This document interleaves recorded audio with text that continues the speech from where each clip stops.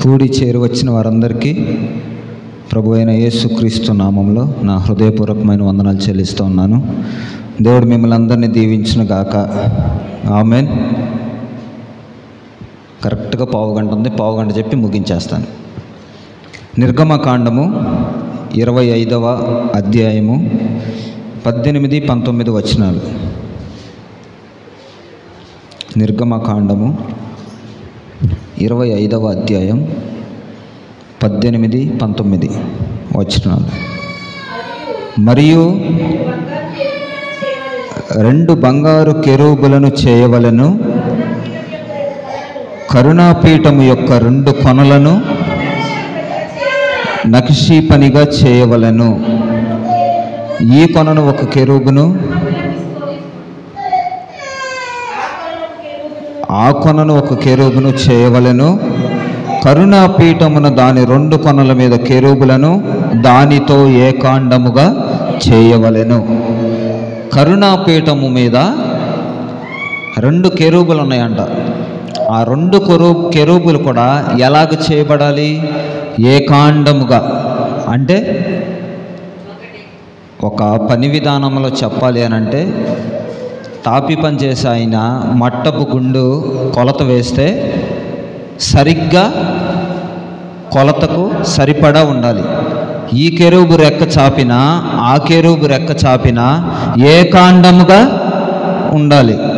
కరుణాపీఠము యొక్క ఏకాండ పరిస్థితి ఎలా ఉండాలి అని అంటే, దేవుడు ఎందుకు అలా సూచించాడనంటే, తండ్రి మోషేకు చెప్తా ఉన్నాడు ఎలాగ చేయాలి అని అంటే, ఈ కొనన ఒక కెరూబు, ఆ కొనన ఒక కెరూబు ఏకాండముగా ఉండాలి. ఏకాండముగా లేకపోతే ఏమైంది? విడివిడిగా ఉంటే ఏమొచ్చింది? ఈ కెరూబు ఎక్కువ, ఆ కెరూబు ఎక్కువ, ఈ కెరూబు తక్కువ, ఆ కెరూబు తక్కువ.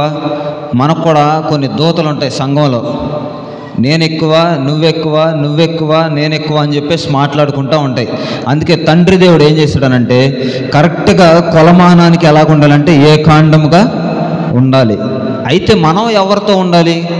మోషే గారు నిబంధన ప్రకారంగా ఆ యొక్క మందసాన్ని తయారు చేస్తూ వచ్చాడు. ఆయన కెరూబులను ఏకాండంగా చేయాలని దేవుడు చెప్పాడు. అయితే దీనికి మనకేం సంభాషణ అయ్యా, మనకేం కుదురుతుంది?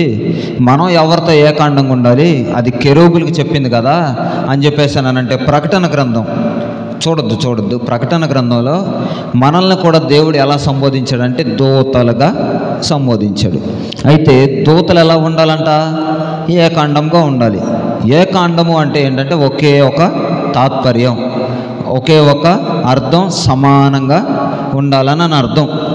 ఇప్పుడు చూడండి, యెహెజ్కేలు గ్రంథం 28వ అధ్యాయం, త్వరగా 28వ అధ్యాయం 17వ వచనం.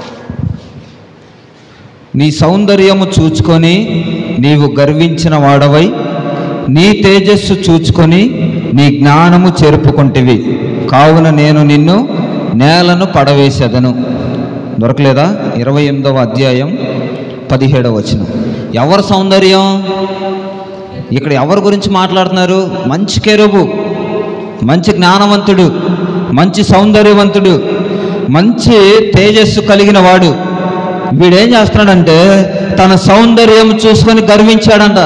ఈరోజు చాలామందికి సౌందర్యం చూసుకొని గర్వం. వాళ్ళకి ఎలాంటి సౌందర్య గర్వం అని అంటే, కొంతమందికి ఆత్మీయ సౌందర్యం ఎక్కువ. ఎలాగంటే, నేనున్న మట్టుకు నా సౌందర్యం గొప్పది, నేను చేస్తున్న భక్తి నాకు సౌందర్యాన్ని ఇచ్చింది, ఇదే నిజమైన సౌందర్యం అనుకునే వాళ్ళు కొంతమంది. వాళ్ళు వినడానికి ఇష్టపడరు. చెప్తే చాలా బాగా చెప్పడానికి ఇష్టపడతారు, కానీ వినడానికి మాత్రం ఇష్టపడరు. ఇలాంటి కెరూబు ఎక్కడుందో తెలుసా? సాక్షాత్తు కరుణాపీఠం దగ్గర ఉంది, యేసయ్యతో ప్రక్కన ఉంది. ఎలాంటి కెరూబు తెలుసా? ఇది తన సౌందర్యాన్ని చూసుకొని గర్వించిన వాడై, తన తేజస్సును చూసుకొని జ్ఞానము చెరుపుకున్నాడంట. వాడు సౌందర్యాన్ని చూసుకొని, అందాన్ని చూసుకొని కొంతమంది జ్ఞానాన్ని చెరుపుకుంటారు. ఇక్కడ కాదని అక్కడికి, అక్కడ కాదని ఇక్కడికి, బ్యూటీ పార్లర్ చుట్టూ తిరిగి, మ్యాన్ పార్లర్ల చుట్టూ తిరిగి చివరాఖరికి మెడికల్ షాప్ దగ్గరికి వెళ్తారు. దేనికి? వచ్చిన పొక్కులన్నీ క్లియర్ చేసుకోవడానికి. దేవుడు కూడా అదే చెప్తా ఉన్నాడు. ఏంటంటే ఈ సంఘం కాదని ఆ సంఘం, ఆ సంఘం కాదని ఈ సంఘం, తిరిగి తిరిగి ఏది నిజమైన బోధో తెలియక చివరి ఆఖరికి మరలా దేవుని దగ్గరికి వచ్చి ప్రలాపిస్తూ ఉంటారు. వీడు కూడా ఏం చేశాడంటే దేవుని సన్నిధిలోనే ఉన్నాడు, దేవుని దగ్గరే ఉన్నాడు. గడిచిన 2-3 వారాల నుంచి కూడా గర్వం అనే ఒక అంశం మీద దేవుడు మాట్లాడుతూ ఉన్నాడు. ఇది ఎవరికి సంబంధించిన వాక్యమో తెలియదు, కానీ గర్వించిన వారు ఏమయ్యారంటే ఇక్కడ ఏమయ్యారు? నేలను పడవేయబడ్డారు. ఈడెవడో తెలుసా? లూసిఫర్. మంచి కెరూబు, మామూలు దూత కాదు. కెరూబులు వేరు, ఇంకొక దూతలు వేరు. వీళ్ళకున్న ఆధిక్యత ఏంటంటే, వీడి ఆధిక్యత చూద్దాం ఒకసారి. మంచి కెరూబు వీడు. యెషయా గ్రంథము, వాడి గురించి చదువుకుంటే బాగుంటుంది. 14:11 వాక్యం. యెషయా 14:11. 10 నుంచి చదవండి అమ్మా. ఏంట్రా బలహీనుడు అయ్యావా? మా బోటివాడు అయిపోయావా? అందరూ నీ మహత్యమును, నీ స్వరమండలముల స్వరమును, చాలు ఇక్కడ ఆగండి. స్వరమండలముల స్వరమును ఎక్కడ పడిపోయినాయి అంట? నువ్వు మాలాంటి వాడు అయిపోయావా? పాటలు పాడలేకపోతున్నావా? అంతకుముందు నీ స్వరం ఎలా ఉండేది? అబ్బో దేవుడే మైమర్చిపోయేవాడంట మనోడు ఆరాధన చేస్తే. ఈరోజు భక్తి గర్వం చాలామందిలో వచ్చింది. ఎలాంటి గర్వం అంటే వాళ్ళకున్న తలంతులను బట్టి, వాళ్ళకున్న ఆ యొక్క దేవుడిచ్చిన ఆధిక్యతను బట్టి, వాళ్ళకున్న స్వరాన్ని బట్టి ఈరోజు చాలామంది పడిపోతూ ఉన్నారు. దేన్ని బట్టి అంటే, ముందు మనం చదువుకున్న యెహెజ్కేలు గ్రంథంలో గర్వాన్ని బట్టి నేలన పడవేయబడిను. అయితే ఇక్కడ అన్నారు, నువ్వు మాలాగా అయిపోయావా? అందరూ చూచి ఏమంటున్నారంట? నీ మహత్యమును, నీ స్వరమండలముల స్వరమును ఎక్కడ పడిపోయింది? దేవుడు కూడా మనల్ని అక్కడ పడేయక ముందే, కొంతమందికి భక్తికరం ఉంటే దేవుడు అక్కడ పడవేయక ముందే మనం ఏం చేయాలనంటే దేవుని ఎదుట సాష్టాంగపడాలి. వీడేం చేశాడనంటే కిందకు వెళ్తే, తేజో నక్షత్రమా వేకువ చుక్క, ఏమ్మా నువ్వు ఎప్పుడు మెరుస్తూ ఉంటావు కదా, వేకువ చుక్క పొద్దున్నే వచ్చేస్తూ ఉంటావు కదా, నువ్వు ఎట్లు ఆకాశాన్ని పడిపోతివి? జనములను పడగొట్టిన నీవు నేల మట్టుకు ఎట్లు నరకబడితివి. ఫస్ట్ ఏమయ్యాడనంటే పడవేయబడ్డాడు. తర్వాత ఏం చేయబడ్డాడు అని అంటే కుప్పకూలిపోయాడు. అక్కడ ఆకాశం నుంచి. తర్వాతకి ఏమైపోయాడనంటే నరకబడ్డాడు. మనం కూడా భక్తి గర్వంలో ఉంటే దేవుడు మనల్ని పడత్రోస్తాడు, నరికేస్తాడు. చాలాసార్లు మనం చెప్తూ ఉంటాం, దేవుడు ప్రేమామయుడు, ప్రేమామయుడు. ప్రేమామయుడే, ఆయన దహించు అగ్నిగా మన ముందు నిలిచే దేవుడు. ప్రతి పాపానికి కొలమానం లెక్క మనం చెప్పాలి. ఏకాండంగా చేయబడిన వీడు, దేవునితో ఉన్న వీడు, తేజో నక్షత్రమైన వీడు, వేకువ చుక్కైన వీడు ఎక్కడున్నాడంట? ఇప్పుడు నరకబడిన పరిస్థితుల్లో ఉన్నాడు. ఇంకా కిందకు వెళ్తే, నేను ఆకాశమునకు ఎక్కిపోయేదాను. ఇది అస్సలు గర్వం. వీడి గర్వం ఏంటంటే, దేవుని పక్కనే ఉంటున్నాను, దేవుని సన్నిధిలోనే ఉంటున్నాను, దేవుని సన్నిధిలో పాటలు పాడుతున్నాను, దేవుని సన్నిధిలో నా యొక్క స్వరమండలముల స్వరము చేత దేవుని నేను కీర్తిస్తూ ఉంటున్నాను, ఆరాధిస్తూ ఉంటున్నాను. అయితే దేవుని నక్షత్రములకు పైగా నా సింహాసనమును హెచ్చింతును. ఎంత గర్వం అండి, ఎంత గర్వం అసలు ఇది. ఒక్క మాట వాడేమన్నా ఇతరులకు చెప్పాడా?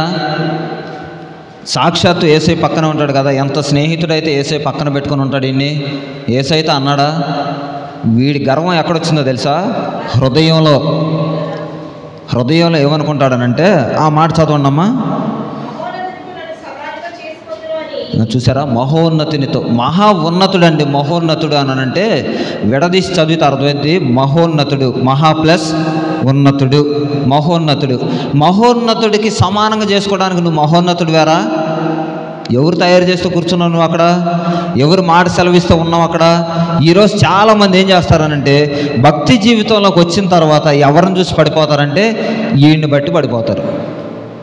వాడు పడిపోయాడు కదా, మహా పాటలు పాడిన వాళ్ళే పడిపోయారయ్యా. నేనంతా ఎవరిని చూసి, లూసిఫర్ గాళ్ళు లాంటి వాళ్ళని చూసి పడిపోతూ ఉంటారు కొంతమంది. అయితే దేవుడు ఏమంటున్నాడు చూడండి, మహోన్నతుని, సాతాను గాడు ఏమంటున్నాడు చెప్పండి, మహోన్నతునితో నన్ను సమానునిగా అని.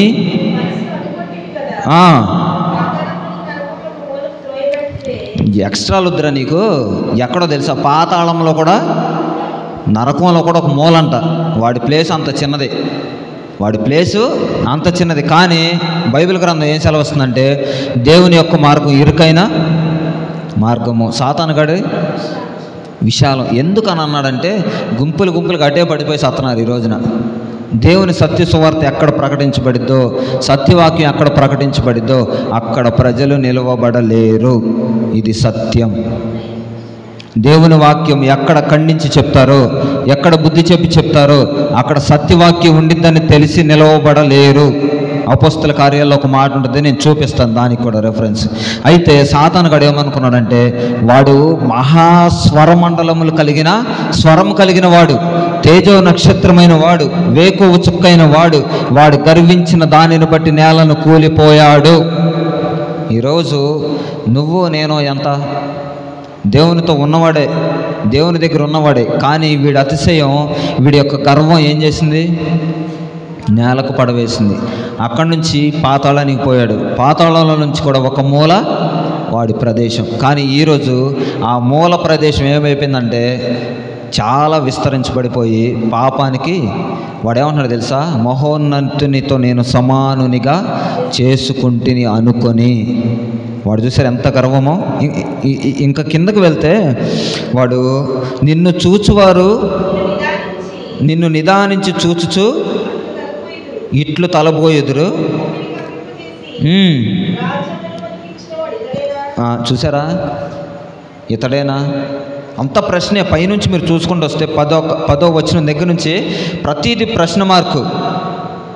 బలహీనుడు వైతివా, స్వరమండలముల చేత నువ్వు పాతాళమునకు పడవేయబడేవు, నీవెట్లు ఆకాశమునకు ఎక్కిపోతావు, నువ్వు నరకబడితివి. ఈ మాటలన్నీ ప్రతిదీ ప్రశ్న మార్కులో ఉంటుంది. దేవుడు చెప్తున్నాడు, ఎందుకురా నీకు, ఎందుకు నువ్వు గర్వించిన గర్వాన్ని బట్టి నువ్వేం చేసావంటే నేలను కూలిపోయాడు. ఇతను ఎవడో తెలుసా, కెరూబు, లూసిఫర్. సాతాను కాదు వాడు, అంతకుముందు లూసిఫర్. వాడి పేరు మంచిదే, లూసిఫర్ అంటే సాతాను కాదు. సాతానుగాడు అయిన తర్వాత సాతానుగాడు అయ్యాడు. వాడి పేరు మంచిదే, మంచి కెరూబు అతను. అక్కడ దేవుని దగ్గర ఉన్నంత కాలం తన స్వరమండలముల చేత దేవుని కీర్తించాడు, ఆరాధించాడు. నువ్వు నేను పాట పాడితే ఎవడని వింటాడా? చిరాకు వచ్చి 1-2 పాటలు సార్లు ఆపంటారు. కానీ వాడి స్వరమండలం అంత గొప్పది. సాతానుగాడు గొప్పడు కాదు, దేవుని దగ్గర ఉన్న కెరూబు గొప్పవాడు. ఎప్పుడైతే పడవేయబడ్డాడో వీడు అనుకుంటున్నాడు, మహోన్నతుని కంటే నేను ఎక్కువగా ఉండాలని ఆశపడ్డాను అని చెప్పేసి అని అంటున్నాడు. పాత నిబంధన గ్రంథంలో మోషేకి చెప్పింది కూడా అదే. ఈ కెరూబు ఆ కెరూబు ఎలా ఉండాలంట, ఏకాండముగా చేయబడాలి. వీడు దేవునితో ఏకాండముగా చేయబడాల. గర్వించిన దాన్ని బట్టి వీడు క్రిందకు పడిపోయాడు. అయితే దేవుడు ఎలాగ ఉండాలని ఆశపడతా ఉన్నాడు అనంటే, దేవునితో ఏకాండముగా ఉండాలని ఆశపడతా ఉన్నాడు. అయితే ఎఫెసీ పత్రిక 2వ అధ్యాయము, దేవునితో మనం కూడా ఏకాండముగా చేయబడాలి అని అంటే దేవునితో మనం ఎలా ఉండాలి? 2వ అధ్యాయము 20 నుంచి 22 వచనం. క్రీస్తు యేసే ముఖ్యమైన మూలరాయి ఉండగా అపోస్తులను ప్రవక్తులను వేసిన పునాది మీద మీరు కట్టబడి ఉన్నారు. ప్రతి కట్టడమును చక్కగా అమర్చబడి, పాయింట్ నోట్ చేసుకోండి, అమర్చబడి ప్రభువునందు పరిశుద్ధమైన దేవాలయం ఒకటకు వృద్ధి పొందుచున్నది. ఆయన సంఘముగా, ఆయన పరిశుద్ధమైన పర్వతంగా, ఆయన పరిశుద్ధమైన దేవాలయంగా ప్రభు మనల్ని కట్టడానికి క్రీస్తు యేసే మూలరాయి ఉన్నాడు. మనకి ఎవ్వరు సాటి కాదు, మనం ఎవ్వరికి పోటీ కాదు అని అనుకోవటానికి మనల్ని దేవుడు ఏం చేశాడంటే ఆయనతో ఏకాండముగా చేయడానికి క్రీస్తు యేసే మనకు మూలరాయి. తీసేసిన రాయి తలకు మూలరాయి అవుతుంది. మనం ఏదన్నా గోడ కట్టాలి అని అంటే ఈ మూల ఒక రాయి పెట్టాలి, ఈ మూల ఒక రాయి పెట్టాలి, కరెక్ట్గా దారం వేసి తూకం వేస్తే ఏకాండంగా చేయబడాలి. ఇటు చివర క్రీస్తే ఉంటాడు, ఇటు చివర క్రీస్తే ఉంటాడు. ఇందాక పాయింట్ చేసుకోమన్నాను కదా నోటు, అదేంటంటే అమర్చబడి. ఆయన మూలరాయి అయి ఉండగా మనం క్రీస్తుతో కూడా అమర్చబడి ఉండాలి. క్రీస్తుతో కూడా అమర్చబడిన వారు ఎలా ఉంటారో తెలుసా? 5వ అధ్యాయం 1వ వచనం. కావున మీరు ప్రియులైన పిల్లల వలె దేవుని పోలి నడుచుకుంటారంట. క్రీస్తు యేసు మూలరాయి మనకుంటే, క్రీస్తుతో కూడా మనం ఏకాండముగా చేయబడితే, క్రీస్తుతో కూడా మనం అమర్చబడితే మనం ఎలాగుంటాము? క్రీస్తుతో నడుస్తాం. ఈరోజు క్రీస్తును ముందు పెట్టుకొని నడిచే వాళ్ళు ఎవ్వరూ లేరు. కొద్దిసేపే ఆరాధనలో, కొద్దిసేపే పాటల్లో, కొద్దిసేపే వాక్యంలో, తర్వాత విడిచిపెట్టేసి దేవుడు లేడు, ఏమి లేడు, శ్రమలే, నిందలే, డ్యూటీలే, ఓటీలే, రక్తాన్ని ఆవిరి చేసుకొని, చెమటనంతా ఆవిరి చేసుకొని, కష్టపడి తీసుకొచ్చిన సొమ్ము నిలబెట్టి దాచి తీసుకెళ్ళి హాస్పిటల్ పాలు చేస్తున్న శ్రమంతా, కష్టమంతా. క్రీస్తు యేసు మనకు మూలరాయిగా ఉంటే అతిశయం రాదు. క్రీస్తు యేసు మనతో ఏకాండం చేయబడితే గర్వం రాదు. క్రీస్తు యేసు మనతో ఉంటే అసలు మనం పడిపోయినను నీతిమంతులు 7 మార్లు పడినను తిరిగి నీతిమంతులైతే. నీతిమంతులు కాకపోతే క్రీస్తు యేసుతో మనం ఎందుకుంటాం? నీతిమంతులు అవ్వటానికి దేవుడు ఏం చేస్తున్నాడంటే, ఆయన మనకు మూలరాయి అయిన క్రీస్తుతో మనమందరం ఉండాలి. అలాగ ఉండాలి అని అంటే ఆయనతో మనం ఏకాండము చేయబడాలి, అమర్చబడాలి. అమర్చబడిన నీవు ఏం చేస్తావంటే దేవుని పోలి అని అంటే, చూసారు, అసలు దేవుని పోలి నడవడం చాలా కష్టం. దేవుని పోలిక, అరే నువ్వు ఎవరి పోలికరా? మా అమ్మ పోలిక అండి. లేదు వీడు నాన్న పోలుకున్నాడు అండి అని అంటారు కొంతమంది పిల్లలను చూసి. కానీ దేవుడు ఏమంటున్నాడు తెలుసా? ప్రియులైన పిల్లల వలె దేవునిని పోలి, ప్రియులైన పిల్లలు, ఇంగ్లీష్లో చెప్పిన ప్రియులు అని అంటే మై డియర్ చిల్డ్రన్. చాలామందిని ఇలాగే పిలుస్తారు, నా ప్రియమైన కూతురా, కొడుక, my dear son, my dear daughter అని చెప్తారు. దేవుడు కూడా అలాగే పోలుస్తున్నాడు. ప్రియులైన దేవుని పిల్లల వలె నడుచుకోండి. మీరు అప్పుడు ఏమవుతారంటే క్రీస్తు యేసుతో అమర్చబడిన, ఏకాండము చేయబడిన దేవుని పిల్లలు. ఇంకొక మాట, పేతురు రాసిన పత్రిక, నేను ముగించేస్తాను, సమయం అయిపోయింది. పేతురు రాసిన మొదటి పత్రిక 2:1-5 వరకు.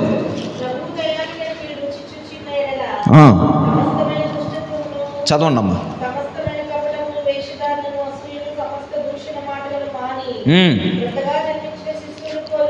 క్రొత్తగా జన్మించిన శిశువులను పోలిన వారై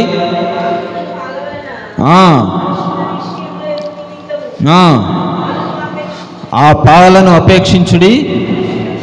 మనుష్యుల చేత విసర్జించబడినను దేవుని దృష్టికి ఏర్పరచబడినది అమూల్యమును, ఈ మాట నోట్ చేసుకోండి, సజీవమునైన రాయియగు ప్రభువునొద్దకు వచ్చిన వారై యేసుక్రీస్తు ద్వారా దేవునికి అనుకూలములకు ఆత్మ సంబంధమైన బలులు అర్పించుటకు పరిశుద్ధ యాజకులుగా ఉండునట్లు మీరును సజీవమైన రాళ్ల వలె నుండి ఆత్మ సంబంధమైన మందిరముగా కట్టబడుచున్నారు. హల్లెలూయా. ఈ రాయే రాయనంటే ఆత్మ సంబంధమైన రాయి, సజీవమైన రాయి. ఇందాక క్రీస్తు యేసు మనకు మూలరాయిగా ఉన్నాడు.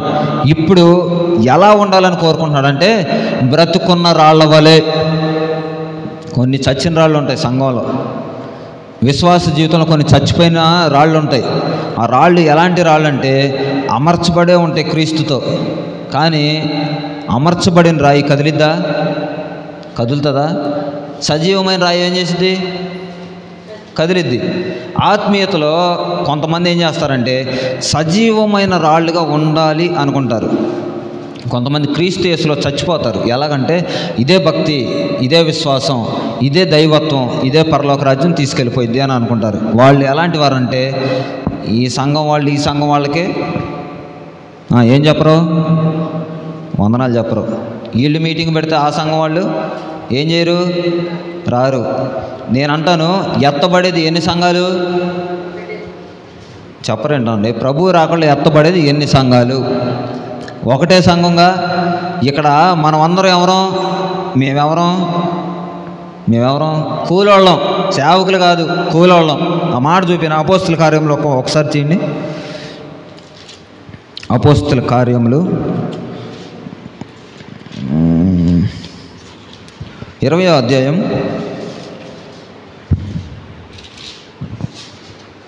20వ అధ్యాయము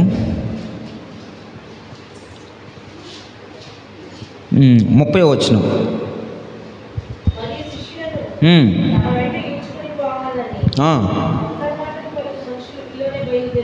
ఎక్కడి నుంచి?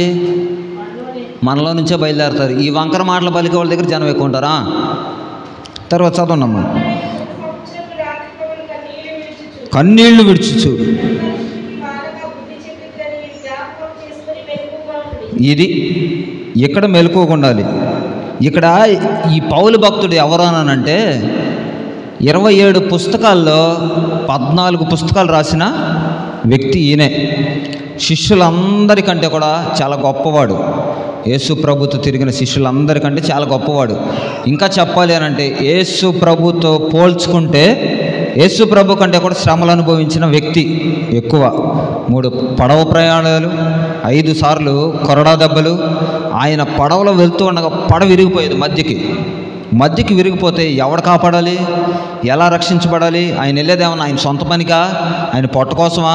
నువ్వేగా సువార్త ప్రకటించమని చెప్పింది, నీ కోసమే కదయ్యా నేను వెళ్ళేది, నీ పని కోసమే కదా నేను వెళ్ళేది అని చెప్పేసి ఆయన మాట్లాడితే దేవుడే రక్షించాడు. ఆ పడవ ప్రయాణం పంపించింది ఆయనే, అక్కడ శ్రమ కలిగించింది ఆయనే, నడిపించి బయటికి తీసుకొచ్చింది ఆయనే. ఒకే ఒక్క డైలాగ్, నా కృప నీకు ఎందుకయ్యా? మరి నా కృప నీకు చాలును, నేను నీ పనివాడిని కదయా అని అంటాడు.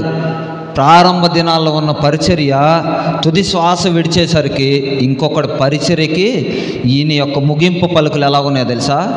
ఈడికి పక్కన వాడికి, పక్క సేవకుడికి ఆశీర్వాదకరంగా దీవెనకరంగా ఉన్నాయి. పౌలుకు కూడా అలాంటి స్థితే వచ్చింది. ఎలాంటి స్థితి అంటే, సౌలుగా ఉన్నప్పుడు స్టెఫెన్ భక్తుడు చనిపోయాడు. నా ప్రసంగంలో చాలాసార్లు స్టెఫెన్ గురించి నేను గుర్తు చేసుకుంటూ ఉంటా. ఎందుకనంటే స్టెఫెన్ని రాళ్లతో కొట్టి చంపేస్తే మారు మాట మాట్లాడని వ్యక్తి, అలాంటి వ్యక్తిని చంపేస్తే కాపలాకి ఎవరిని పెట్టారు తెలుసా? రే ఈ లెగిసి వెళ్తాడేమో ఓపికొస్తే, చచ్చిపోయే వరకు కూడా నువ్వేడే ఉండి. ఎవరు ఉండాలి? సౌలు. అప్పుడు పౌలు అవలా అయ్యగారు సౌలు గారిని అక్కడ పెట్టారు. వీళ్ళు లెగిసి వెళ్తే ఏం చేయాలి? మాకు చెప్పు, లేదని చంపేయి అని చెప్తే ఈ సన్నివేశం అంతా ఆయన చూస్తూ ఉండి ఒకే ఒక మాట చెప్పాడు. ఏ మాట అనంటే, ఇంతగా శ్రమ పడటానికి, ఇంతగా దూషణ పాలు అవ్వడానికి, ఇంతగా చనిపోయేటట్టు రక్తం కార్చి ఇంత శ్రమ పడడానికి గల కారణం ఎవరు? సజీవుడైన యేసయ్య. అసలు ఆయన ఎవరో తెలుసుకోవాలి. ఆయన గురించి ఆయనకేం తెలీదు. యేసయ్యను ఆరాధిస్తున్నారంటే యేసయ్యని ఆయనకు అదొక్కటే తెలుసు పౌలు గారికి. అలాంటి స్థితిలో ఉన్న దేవుడు పౌలుని దర్శించి మాట్లాడి ఎలాంటి స్థితిలోకి తీసుకొచ్చారు తెలుసా?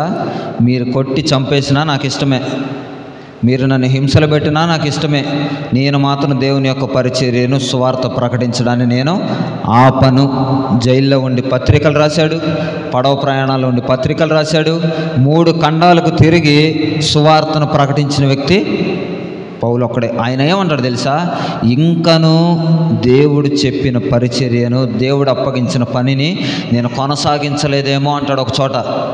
లాస్ట్కి ఒక మాట అంటాడు, ఎప్పుడైతే సంపూర్ణమైందని తెలిసిందో నా విశ్వాసమును నేను కాపాడుకుంటేని, నా పరుగు నేను తుదముట్టించితిని, కడముట్టించితిని. ఇలాగా విశ్వాసాన్ని కాపాడుకోవటానికి చాలామందికి ఈరోజు దేవుని బిడ్డలు ఎలా ఉన్నారంటే, కెరూబైన ఏకాండము చేయబడిన కెరూబులను చూడకుండా పడవేయబడిన కెరూబుని చూసి చాలామంది పడిపోతున్నారు. పెద్ద పెద్ద ప్రసంగికుడయ్యా, లక్షల మంది ప్రజలు వచ్చేవారయ్యా, అలాంటి సేవకులే పడిపోయారు, మేమెంతయ్యా అనుకుంటారు. యేసు ప్రభు కూడా అలాంటి ప్రజల్లో తిరిగిన వాడే. యోసేపు అలాంటి ప్రజల మధ్య ఉన్నవాడే. యోసేపు పాపాన్ని చూసి ఏం చేశాడు? పారిపోయాడు. దావీదు ఏం చేశాడు? పొరలాడాడు. అదే పాపాన్ని చూసి దావీదు పొరలాడాడు. ఒక మాట ఏముండిద్దనంటే, మండుచున్న పొదల్లో దేవుని యొక్క స్వరం మోషేకి వినబడింది. ఎప్పుడు వినబడిందంటే ఫస్ట్ కనబడింది, పొద కాలిపోవట్లేదంట. ఒకసారి చూడండి, నిర్గమాకాండం 3వ అధ్యాయము 1వ వచనం చూడండి. నేను ముగించేస్తాను. ఇంకా పొద కాలిపోలేదు. అలాంటి పొదను చూసిన వాళ్ళు దేవునితో ఏకాండముగా ఉంటారు, దేవుని మూలరాయిగా పెట్టుకొని ఉంటారు. నిర్గమాకాండం 3వ అధ్యాయం 1వ వచనం. మోషే మిద్యాను యాజకుడైన ఇత్రో అను తన మామ మందను మేపుచు ఆ మందను అరణ్యము అవతలకు తోలుకొని దేవుని పర్వతమైన హోరేబుకు వచ్చెను.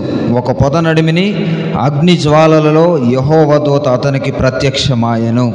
అతడు చూచినప్పుడు అగ్ని వలన ఆ పొద మండుచుండెను, కానీ పొద కాలిపోలేదు. అప్పుడు మోషే, ఆ పొద ఎలా కాలిపోలేదు, నేను ఆ తట్టు వెళ్ళి ఈ గొప్ప వింత చూచేదని అనుకునేను. అప్పుడు ఏమంటాడంటే, జరిగిన స్టోరీ చెప్తాను వినండి. ఈ పొద మండుచూ ఉంది. పొద అంటే ఏంటంటే ఒక్క కొమ్మ ఉండేది కాదు, ఒక 10-15 కొమ్మలు ఇలా ఉంటే గుబురుగా ఉంటే దాన్ని పొద అంటారు. ఆ గుబురులో అగ్ని పడితే మనం ఏమనుకుంటాం, పిడుగు పడిందేమో తాడి చెట్టు, కొబ్బరి చెట్టు ఇలా కాలిపోయినాయి అనుకుంటాం. అక్కడ పడింది, పిడుగు పడితే కాలిపోయి తర్వాత ఏమొచ్చింది, బూడిద వచ్చింది. కానీ ఇక్కడ పొద ఏం చేస్తుందంటే పచ్చగా ఉంది కానీ మంట కనపడుతుంది కానీ కాలిపోవట్లా. అయితే ఇక్కడ ఏమంటాడనంటే, అవతలకు వెళ్ళి చూద్దాం, ఇటు పక్క కాలుతలేదు, అవతల పక్క.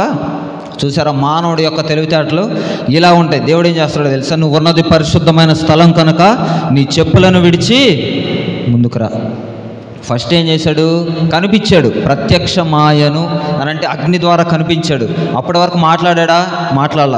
ఎప్పుడైతే ఆయన తిరిగి ఇలా వెళ్ళి చూద్దాము ఏముంది, ఇటువైపు కాలట్లేదు అని అనుకుని అవతలికి వెళ్ళగా ప్రత్యక్షపరచబడిన స్థలంలో ఇది పవిత్రమైన స్థలం కనుక నీ చెప్పులను నువ్వు విడిచిరా అని అంటున్నాడు. దేవుడు కూడా క్రీస్తు యేసును మనకు మూలరాయిగా పెట్టుకుంటే మనలో మండుచున్న అగ్ని ఇంకొకరిని వెలిగించాలి కానీ ఇంకొకటికి ఆర్పేటువంటి స్థితిలోకి తీసుకెళ్ళకూడదు. భక్తి జీవితం అనగా నీ భర్త నీతో రాడు, నీ భార్య నీతో రాదు, నీ బిడ్డలు నీతో రారు, ఎవ్వరూ నీ స్నేహితులు నీతో రారు.